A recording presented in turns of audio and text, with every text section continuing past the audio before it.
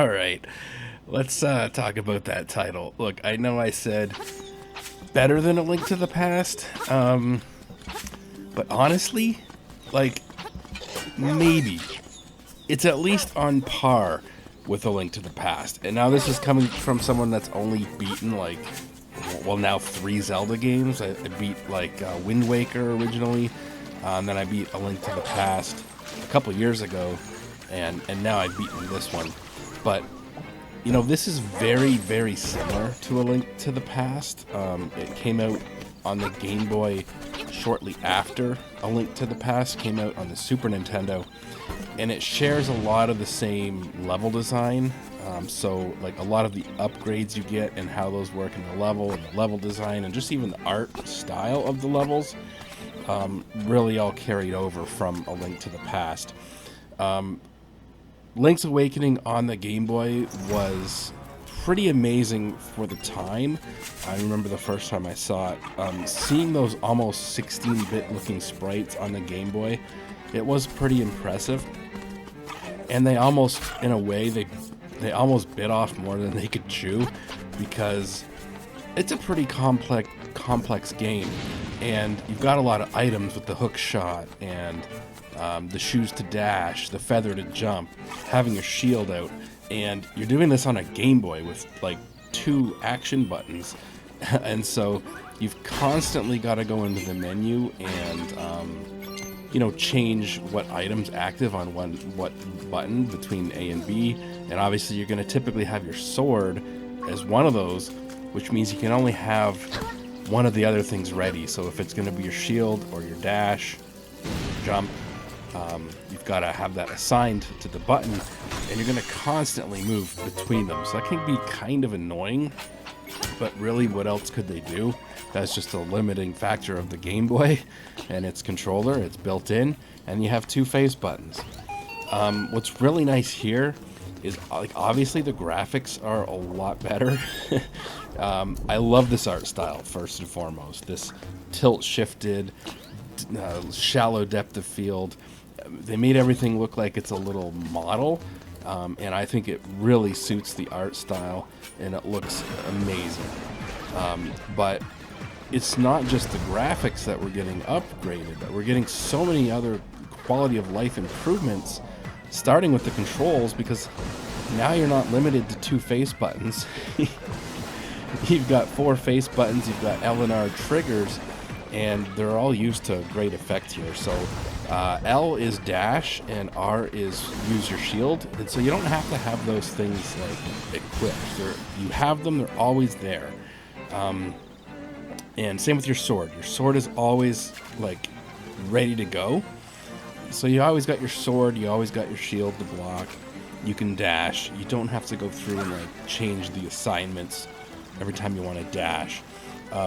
You still need to assign up to 2 items on the X and Y buttons. So you're typically going to have, like, for me, I'm typically going to have like the jump assigned, maybe the hook shot or like the bow and arrow. But again, you don't have to assign like dash, which is great. So the controls are so much better, and you almost don't even like think about it. You just start playing and you're like, oh man, like thinking about how much you would have had to switch, like constantly switch between assigned items on A and B on the Game Boy. It's crazy. And also you can save at any times, anywhere, any time you want. Now there's like an autosave feature, but you can go in and save anytime you want. So like even if you're halfway through a dungeon and you're like up in the the top left of the map, you can save, and when you come back and load, it's not like you're at the beginning of the dungeon like you used to be in the old Super Nintendo and Game Boy Zelda games. You could save what you had done as far as what keys you've gotten, but as soon as you like load it again, you're at the beginning of the dungeon. So just now, the fact you can save at any time, that's also pretty nice.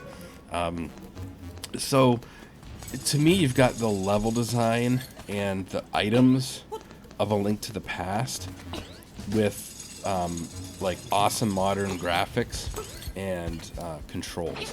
So really, really loving this game. The complaints I've heard, I don't quite understand them. Complaint I've heard several times, that your character only faces in 8 directions.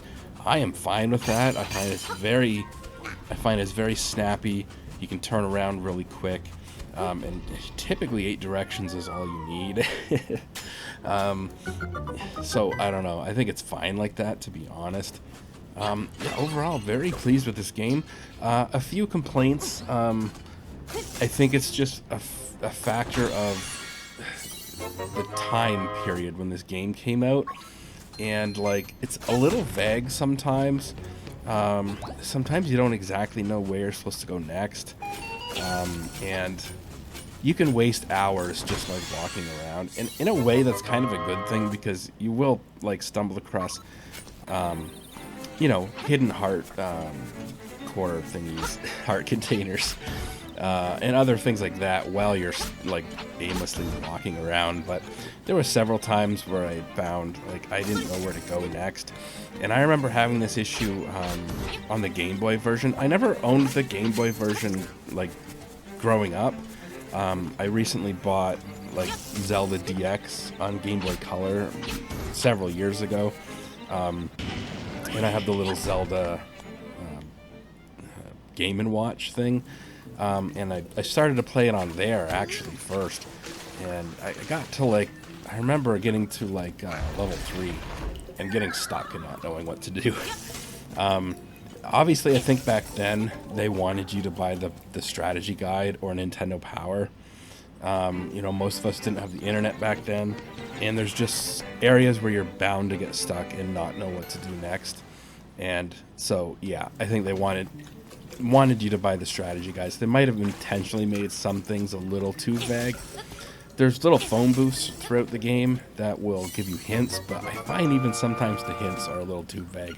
One thing in particular was trying to get the bananas, and you know, that whole thing where you have to find the golden leaves.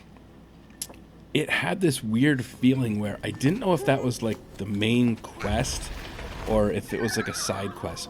And there were several like things that happened like that in this game, where sometimes I thought like, oh, I'm like finding this big secret area, and I'm thinking it's like main part of the game to progress, and then I just find out it's just like an extra little secret thing I found. And then sometimes you think you're finding like a little extra secret, and it ends up that you needed that. So it's a little weird sometimes knowing like what's the main mission, what's a side quest. And like some of the item trading thing gets a little convoluted. I tried really hard not to cheat by looking things up, but I did a few times. The dungeons I typically went through mostly on my own. I like the puzzles in the dungeons, but there was a few spots where I got stuck. One of the dungeons, I think it's like level 7, where you gotta smash these pillars with a big bowling ball thing, and you gotta like carry the bowling ball around with you and figure out, because you can't go through certain doors with the bowling ball, so you gotta figure out like where you can leave the bowling ball and go around the map and come back the other side, throw the bowling ball over a wall. Yeah, I needed a little bit of help on that dungeon. And then I think there was like one, the very last dungeon is huge. Like it's just a huge area. And I did download like a map for that, because you have a map in the game, but you don't know where everything is. Like, where's the dungeon key? You see all these little staircases, but it's not obvious where one, like you go up a staircase and where that's going to come down. So yeah, I did look up that as well. But that's really a few spots in the dungeons. Like I said, for the most part, the dungeons I made it through on their own, because I like the puzzles and stuff in the dungeons. The upper world, there's a few things I looked up. I looked up how to get the boomerang, and I looked up how to get the red tunic. So later in the game, I have the red tunic, which means that when I attack, I do twice the damage. So that just makes it easier to beat the bosses, but it's not necessary. And I don't think the boomerang I don't think is necessary either. Again, it's just a little more powerful maybe. I'm not sure if it's more powerful than the bow and arrow, but you're not wasting arrows. And it can be pretty fast if you're close to the enemy and you hit them with the boomerang. So yeah, the boomerang and the red tunic, things that weren't required, but make the game easier, I guess. So yeah, there's a few things I did look up there. But again, for the most part, I really tried to avoid looking that kind of stuff up. And so I went through most of the game, honestly, on my own. I found a lot, well, as you can tell by how many hearts I have by the end of the game, I would say I found a fair amount of the heart containers. And again, those you just find really by exploring. And yeah, overall, really liked this game. Is it better than A Link to the Past? Maybe. I think I like it as much as I liked A Link to the Past, and I certainly liked it in this new graphical engine. You know, seeing it rendered in, you know, with just again the way it's tilt shifted, the shallow depth of field. You know, it is a modern rendering, material-based rendering, and it looks great, all things considered. Again, it's on a Switch and it's running at 720p, I think. And there's a little bit of slowdown here and there, but these are minor complaints. I'm just talking about the art style. I think it looks great, and I really enjoyed this game. And it wasn't even full price. I got this game like half off when it was like an Amazon Prime sale or something. So I'm glad I picked it up when I did. Anyways, I guess that's it. I think most of you probably know this game's been out for a couple years now. It's not new news.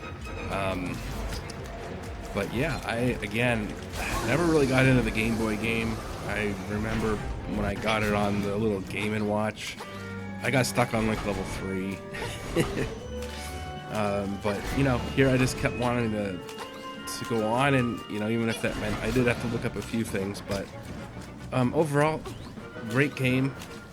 Maybe it's a little vague. Maybe that was on purpose, again, back in the day, to sell Nintendo Power or strategy guides.